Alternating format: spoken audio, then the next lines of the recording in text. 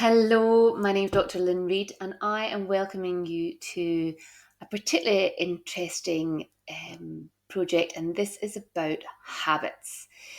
So, we're now in November and we're approaching the festive season, which is inevitably full of excess. But then there's a new awakening, a new beginning at the start of every new year. I'm particularly invested in this as my podcast and my projects and my app are called Aurora. And a sense of that is new beginnings. And there's no better new beginning than a new year. Now, we're only in November, but what I am wanting to do is interest you into looking at habit formation and putting in place some work now that will mean that new habits in the new year will be easier. So, if I had a penny for every time I heard patients say it or I said it, I'll start tomorrow. I'll do whole food, clean eating tomorrow. I'll quit sugar. I'll quit alcohol tomorrow.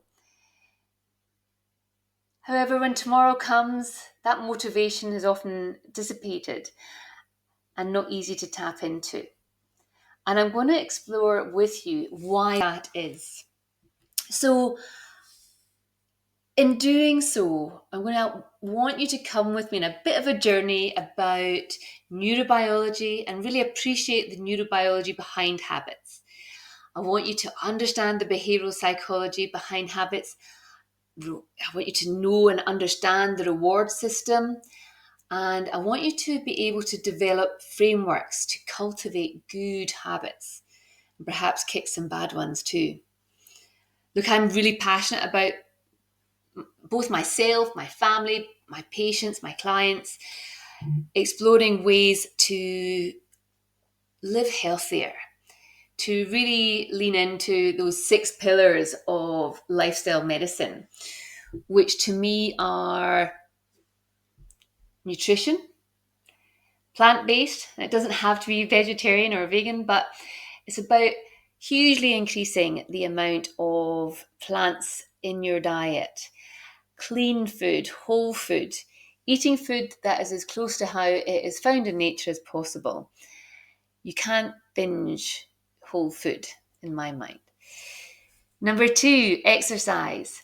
So no matter what your starting point is, I want you to learn habits that bring more exercise into your life, and it might be in different forms. So if you currently don't do much, getting out, exploring nature, getting into the sunshine, doing a bit of walking, joining a running group, doing some yoga, or if you're already the sort of elite athlete, then looking at strength conditioning, looking at what you can benefit from core strength, flexibility. So, exercise for everybody and at every level. The other one that I am really keen to look at is stress and limiting stress. I want us to find habits that enrich our lives and don't necessarily feed into that cortisol stress, fight or flight mode. So, looking at improving our stress levels. Sleep is another one that I'm really, really passionate about. I want you to learn good sleep habits. I want us all to be able to protect our sleep, look after our sleep, respect it, and get the most out of it in terms of having that proper, refreshing sleep where you wake in the morning and you're actually ready for the day. I'm also a great advocate for reducing toxic substances, be that drugs, alcohol, smoking, vaping, junk food, social media, scrolling, endless, mindless tasks that we perhaps get sucked into a little. And finally, one that I think is important, but we often don't maybe put as much energy into habit forming, and that's good, positive social interactions. That's the people that fill your cup.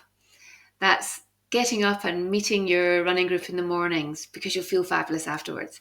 That's the getting along and catching up with a friend for coffee when you've been putting it off. It's the reaching out, picking up the phone and having a chat to a friend that you haven't spoken to for a while. People that fill your cup.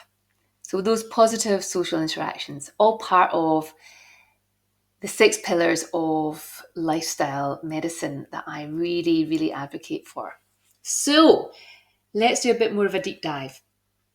Of the Australians who do make resolutions in the new year, at least one resolution will be made by about 14 million of us in Australia.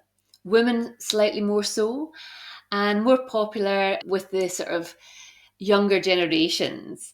Gen Z and millennials, they're very keen for new resolutions. I think our baby boomers have seen it all done, all tried and failed too many times. The point of today is to look at habits to see how we could perhaps do them a little bit better. So just 8% of people achieve success with their resolutions.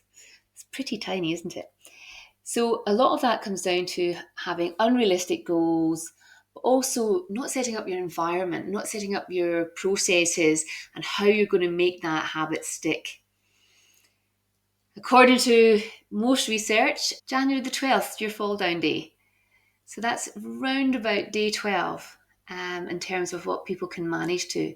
So how can we get us past day 12 in any habit forming cycle? Let's look into it. Habits form in the brain. And for this, you do need to know a little bit of scientific references, but just enough to get you past conversationally. I don't need you to be a neurobiologist by the end of this. So I want you to be aware that habit is a formation of a particular kind of memory, and it forms in the striatum. Now, the striatum drives that behaviour like a reflex, making it hard to stop once a habit is formed. I want you to be aware of the frontal cortex, so that's the brain's decision making, and we'll often hear some of us discussing our teenage children that don't quite have that frontal cortex fully formed. So they make bad habits. And I know probably from my own experience, didn't probably make good habits and didn't make good decisions until I was in my late 20s. So understanding that decision making is part of our habit formation. So recognizing when we are making a decision to opt in and opt out. The striatum, this is a dopamine-rich region, and we'll get to dopamine a bit later. It's a dopamine-rich region of the brain, and it turns habits to reflex. So once you've done something several times, it reduces the need to think about it. Reflex, that's what we're aiming for. Easy habits, that's what we're aiming for. The substantia nigra. Now, this feeds the frontal cortex and the striatum along these dopamine pathways. And dopamine, that is your pleasure sensing chemical. It drives the brain's reward system. People will have a variety of habits based on what dopamine responses they have leaned into or dopamine that has triggered in response to something that they've done in a reward. This can sometimes, unfortunately, be our bad habits: overeating, alcohol consumption, drug taking. So, if the cortex thinks about doing something, the striatum can enable it, making it a reflex or deciding not to, stopping the reflex. So, dopamine, as we mentioned, this is a chemical in the brain that's so important to our habit formation. It's the natural precursor of something called epinephrine. It increases our energy, increases our enjoyment, and it is an anticipatory neurotransmitter. Think about the thrill of the chase. This is your dopamine at work. This is your pleasure-seeking behavior. So it is dopamine mostly released in anticipation. You get excited, It increases the activity of the reward pathway. You can't wait. It increases your motivation towards that behavior, but also it produces wanting and craving that can sometimes be unhealthy. Dopamine is an important chemical messenger in your brain. It's got more than one function. It's involved in reward, as we've mentioned, motivation, but also memory, attention, and even regulation of body movements. And that's where we reference dopamine in the context of things like Parkinson's disease. So when dopamine is released in large amounts, it creates feelings of pleasure and reward, which motivates you to repeat a specific behavior. In contrast, low levels of dopamine are linked to reduced motivation, decreased enthusiasm for things, so decreased seeking pleasures. Dopamine levels are typically very well regulated within the nervous system, but there are some things that we can do naturally to increase their levels, and some things, unfortunately, that are unhealthy. So, harnessing dopamine, food increases dopamine by 50%. Wow, that's a lot. And if you think of the times when you're stressed and tired and strung out, and you reach for some junk food, and you get that quick release of sugar and fat and salt, and you taste and it's rewarded immediately, that feeling that you go, that's dopamine. That's your dopamine. Sex can also increase dopamine by 100%, and that's where people have recognized things like sex addiction. Nicotine increases your dopamine by 150%. And interestingly, video games, because of the scoring systems in video games, but also on things like TikTok and Instagram and Facebook, where you are getting validation through likes and comments, these can increase your dopamine by more than 150%. So again, you can see why things like scrolling on your phone and interacting through Snapchat and, as I say, the social media platforms can give us that dopamine, that reward. It can validate that sense of needing. And it's just something to be mindful for in terms of how much that dopamine rewards and creates the habit, but also what actual benefit you're getting out from the habit. And really, things like the video games, not very much. Cocaine, interestingly, can increase dopamine by 1,000%. Hence, its incredible addictive properties. Now, what we want to look at next is the aftermath. So you've had this big dopamine release from one of your bad habits, or maybe one of your good habits. So dopamine then will contribute to the establishment of neuroplastic changes. So these mediate behavioral adaptations to environmental stimuli. So it's a bit of the Pavlov's dog, isn't it? So you've heard of the idea that ring a bell, give a dog a treat, ring a bell, give a dog a treat. They have a stimuli, they have a reward. And eventually you can ring the bell and the dog will salivate in anticipation of the treat. And it's a bit like that environmentally when we want to change our habits. So for example, I want to start running every morning for 30 minutes. Not a big ask, but actually getting out of my bed's really hard work. Getting changed, getting ready, putting my clothes on, that's a hard work for me. Things that you can do to establish a positive response is you know that you enjoy running. So after the run, you get that lovely endorphin feeling and you feel the reward of what you've done as well. Lean into that. Remember that reward. Put it to music.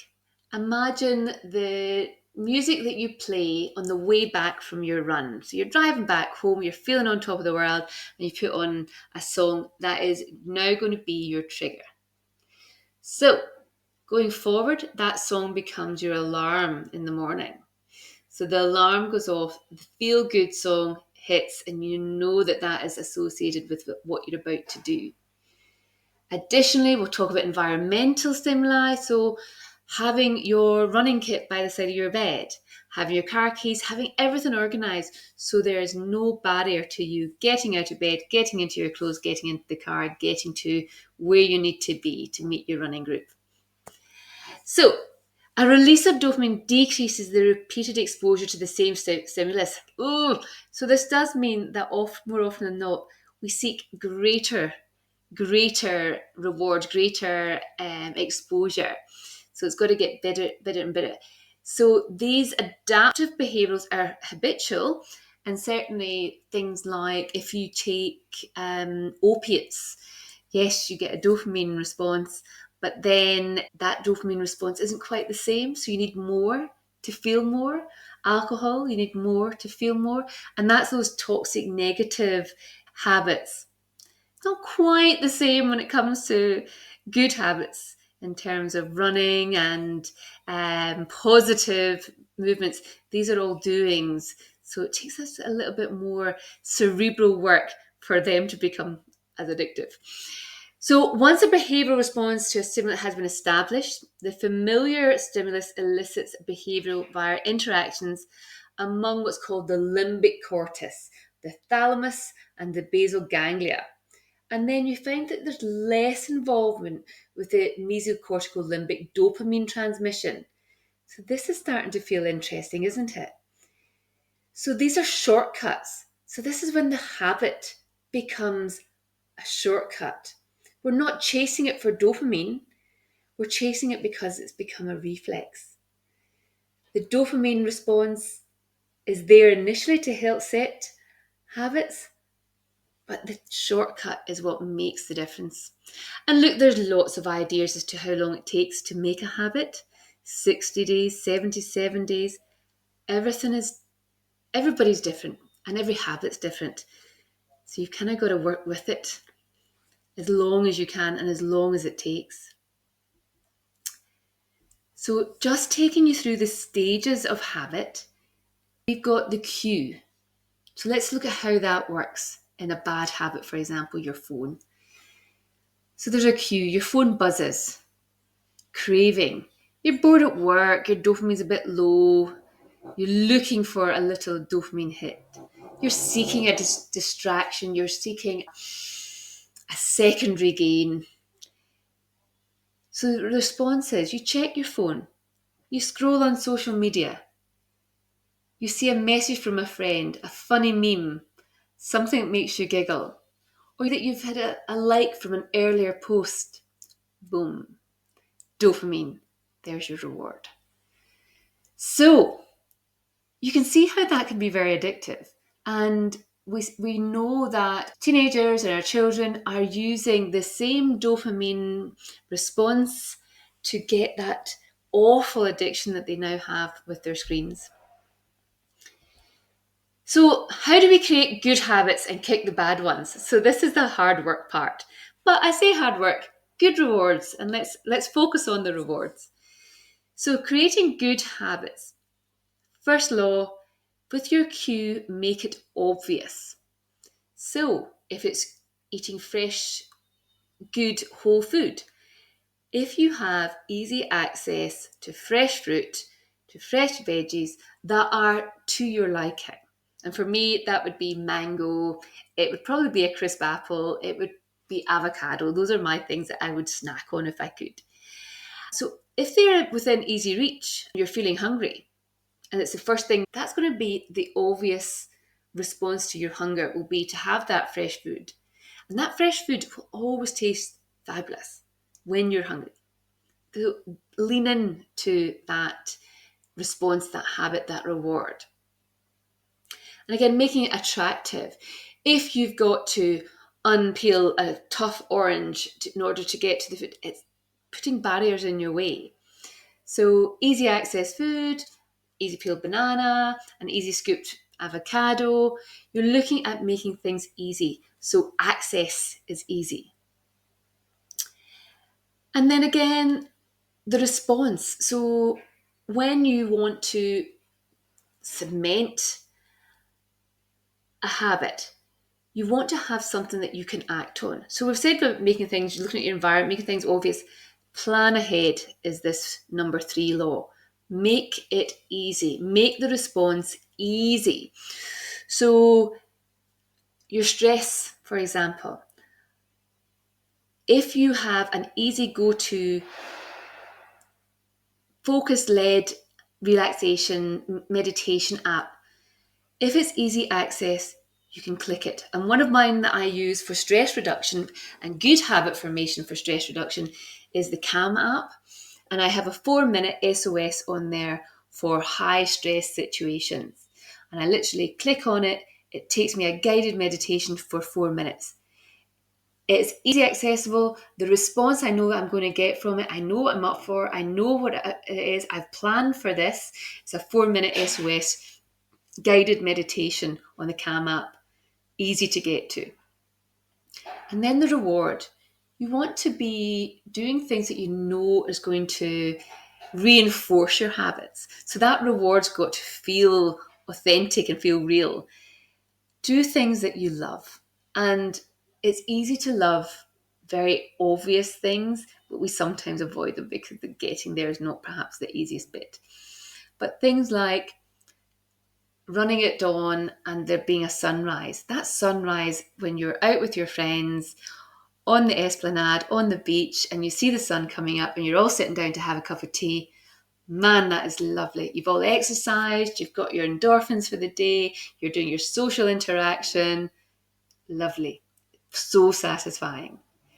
And again, things like whole food, creating and preparing fresh food. The outcome is wonderful, but leaning into it, to the mindful eating of your fresh apple, of your fresh mango. It's about leaning into it and being mindful about the reward. So you've got to recognize the reward, recognize when you're getting your dopamine hit, recognize when you're having a moment of enjoyment and lean into it. Kicking bad habits. Oof. Q, you've got to look at your environment. So make it invisible. If it's junk food, just don't have it in the house. If it's alcohol, don't have it in the house. Don't be going to pubs. Don't be going out to restaurants where you would know that you would be enjoying that lovely red wine. During the initial stage of habit formation, try to avoid the triggers. Avoid the things that would normally lead you to be there. A lot of the junk food eating, it is things like going to petrol stations where junk food is laid out in front of you. So planning to have good food as an option, an obvious good alternative. Look at your environment. Make it invisible. Make the bad stuff invisible. Addicted to your phone, scrolling on your phone from 6 o'clock at night. From 6 o'clock at night, your phone goes into the kitchen, out of the way of the living room. It's literally out of sight, out of mind. Craving, making it unattractive. So this is actually putting barriers in your way. So again, if it's scrolling on your phone, it's about putting screen times in where you will get a notification that you've overgone your screen time. If it is, again, alcohol, if it is junk food, think about the times and really lean into those times where you had a rotten hangover, where you felt tired and lethargic, where after you had eaten you felt yuck. Put those in the memory bank. Remember how they feel and lean into it. But make them unattractive insofar as, actually, in order to get junk food, I'm not allowed to use Uber Eats. No Uber Eats, it can't come to the house because that is just too easy. Remove your Uber Eats account from your phone. That's too easy. If you're craving food, you've got to get up and get out of the house in order to get it. Even better, plan ahead, have the fresh food ready to go. And then the response that you have to it. So for example, starving all day, haven't had a chance to stop and eat. You're thinking how easy it would be to go to the vending machine and take some food out of there. You know that vending machine's on your way to the car park. I can already see it when I walk from my office to my car park. There is a vending machine. what you've got to do is you've got to change your route. Go out of the way. You circumnavigate that vending machine. You're making access points that are not relying on your easy go-to break habits. So again, make it difficult for you. If it's easy to sleep in the morning, because who wants to get up? Have your alarm set across the bedroom from you at the window where you'll have to get up, you get out of bed, you get to your phone, you turn your alarm off and you open your window. You make it difficult to hit the snooze button. You're actually physically out of bed. And then making it unsatisfying. So a lot of bad habits have a small window of reward that is really rewarding. It's that feeling when the dopamine hits. It's the, that feels really good. However, if a bad habit such as alcohol is made to be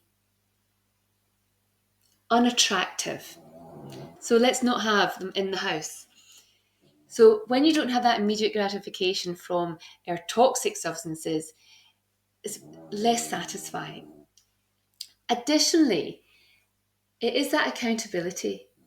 You don't enjoy a drink on your own the same way that you would with a friend. So tell your friends, I'm not having junk food. I've stopped smoking. I'm cutting back on alcohol. A true friend who wants to support you will absolutely back you on this.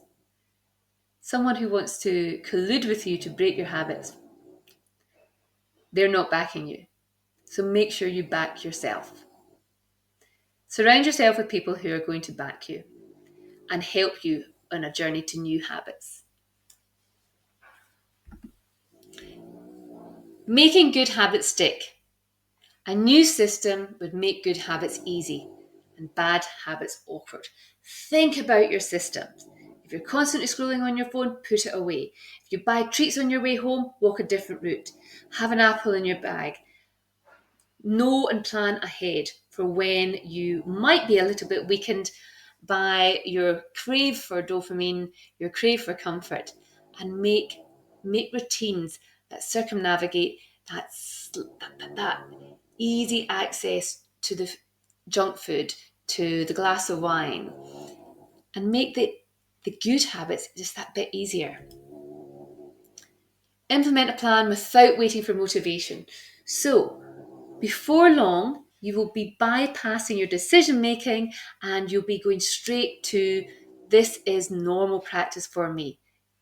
Okay? So, just putting a cue there in place. So, having little reminders, having mood boards, having journals where you're telling yourself how good this is worthwhile.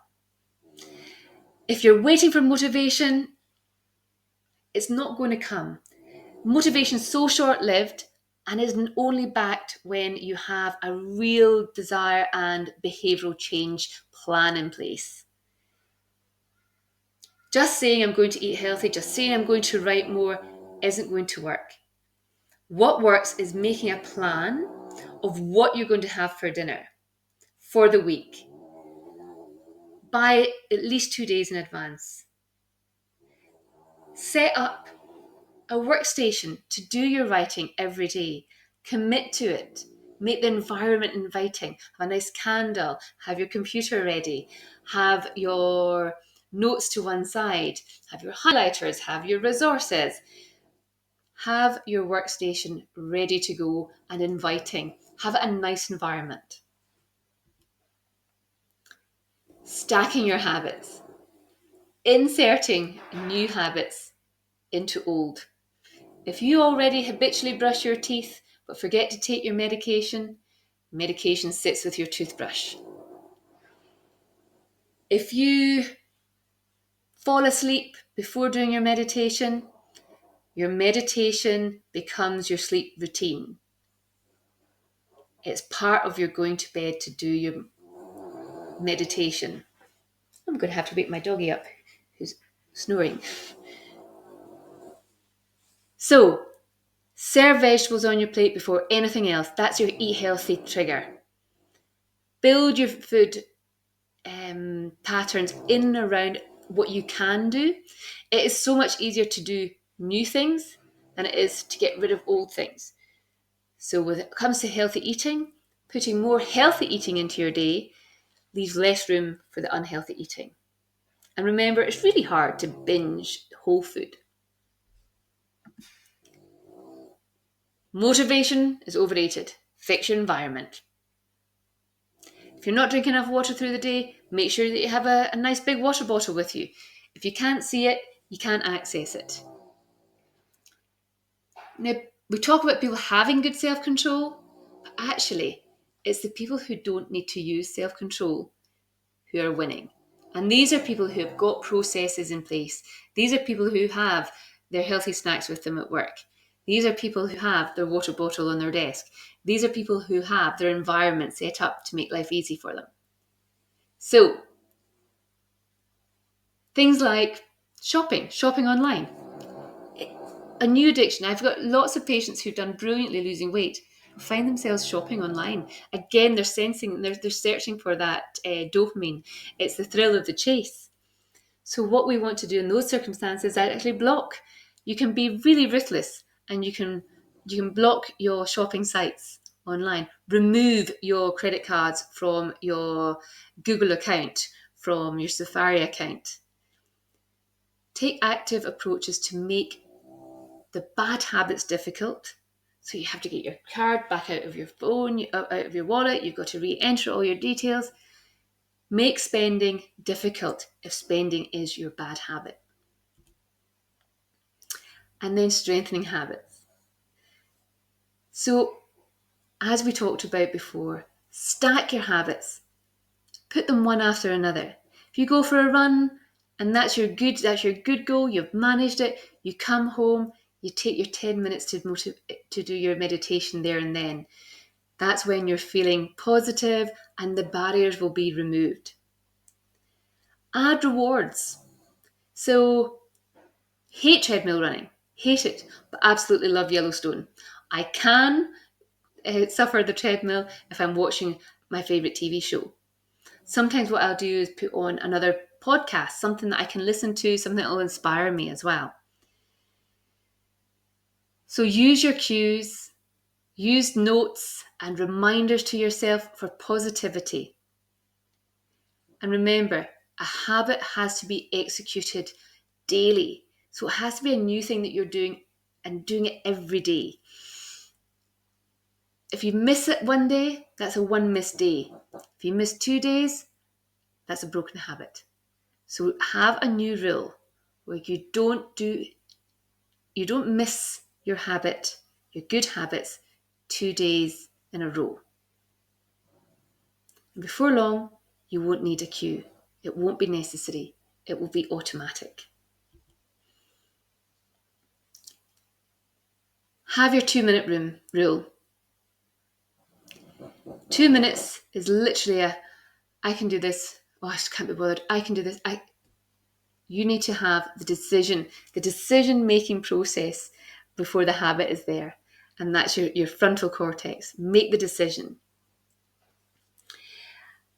Make that decision be a gateway habit. So for me, I have my 6 pillars, and I try to incorporate one or two of those pillars into each habit. So for my exercise, for example, I try to do it with my friends because it's a social interaction. It's the positivity I get from that. In terms of decreasing toxic substances, it's a family affair. It's, do you know what? We're doing dry for January. We are cutting down on our takeaways. And we do it as a family, we do it as a reward system that we work with, and we are grateful for each other, but also we are congratulating each other to doing it with somebody else. For every good or bad habit, there are decisive moments, and that's your 2-minute rule. In the morning, that getting out of bed, there's a fantastic, the 5-4-3-2-1 rule, and that's by an influencer called Robbins, and she's really, really good. And she has the 5-4-3-2 rule, and it really is that The alarm goes off and you have a split moment, a decisive moment to decide if you're a snoozer or you're up and go. And you've just got to say to yourself, 5, 4, 3, 2, 1, go. And it's almost like turning off the decision and giving yourself a launch pad. 5, 4, 3, 2, 1, go. All right. And then some quick suggestions. And I want you to now go back into what your bad habits are and what your good habits are and see if we can align them. So if you want to be reading more than you are at the moment, say you're trying to get through a new manual, you're trying to get through a novel for book club, you want to read each night. That book has to be sitting by your bed. That way you get into bed, you pick up your book. That's your stack. You're going to go to bed every night. That's your habit already. You're stacking the habit on top of it. You want to do yoga every day. Even if you're not doing the yoga every day, have the mat out, environmental. In the morning, put the mat out, do some stretching. Doesn't need to be a full yoga routine, but it's the initial first stages of taking the mat out, the environment is there, and doing a bit of a stretch and quite enjoying it. There you are. You have made 3 steps towards a new habit. You want to run 3 miles. Okay, great. It doesn't need to be the first day that you run the 3 miles. If you can have your stacked habits of alarms across the room, 5, 4, 3, 2, 1, I'm up. I turn my alarm off. I'm already out of bed. My trainer's at the next to bed. Then I can go out. And if I run, walk for 30 minutes, excellent. I've made that first step. Once you start doing the right thing and rewarding yourself, it is easier to continue it. But the start should not feel like a challenge. Remove all obstacles. In summary, motivation, overrated. The most dedicated, the most disciplined of us actually don't need to use motivation because they have habit formation done. Remember, cue, craving, response, reward. For your cue, make it obvious, all about your environment. You want to eat healthy? Sort out your fridge. Have delicious healthy food available. Craving, make it attractive. I really want to see Alice today, so I'm going to turn up for running. I really want something beautiful for lunch. Veggies look appetizing. Have it beautifully presented in the fridge. Convenience. This is why junk food is so addictive. It is now so convenient. You can order a tub of ice cream to your front door. It works the same way round. Good habits are made easy if they're made accessible. So you want to take up running, but you live in terrible weather. Treadmill. If you want to go hiking, but you live miles from the hills, you're going to have to start with a walk along the beach. It is not that you don't make your target so far away that you can never get to it. And don't forget to reward yourself. Congratulate yourself. That dopamine feedback from an unbroken chain of ticks on your calendar is phenomenal. Thank you very much.